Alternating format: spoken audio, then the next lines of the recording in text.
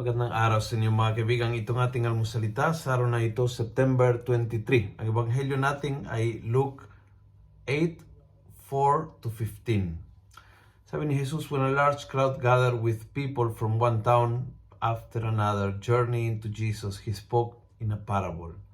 A sower went out to sow his seed. And then dumating po yung parable na alam natin, yung parable ng salita ng Diyos na tinatanim sa iba't ibang terrain. Pero I was touched by this. The sower went out to sow the seed. Focus siya. Alam niya kung ano ang kanyang misyon at nakatutok sa kanyang misyon, nakafocus sa kanyang misyon. Di siya kalat sa kanyang ginagawa. Focus ay nagbunga.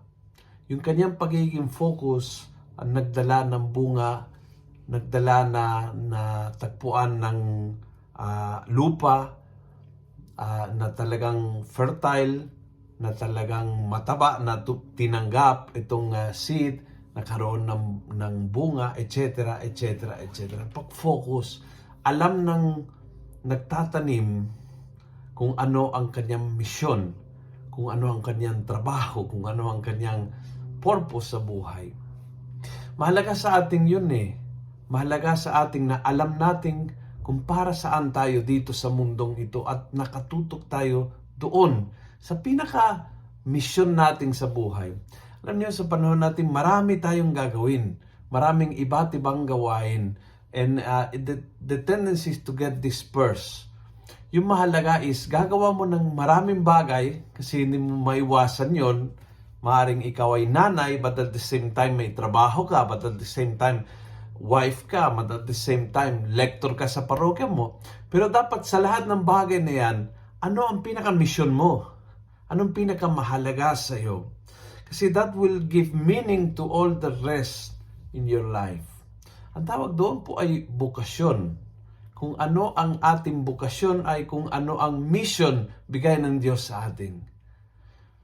Kung tayo ay nakatutok doon sa pinaka-misyon bigay ng Diyos sa atin, sigurado ang tagumpay, sigurado ang kaligayahan, sigurado ang kapayapaan.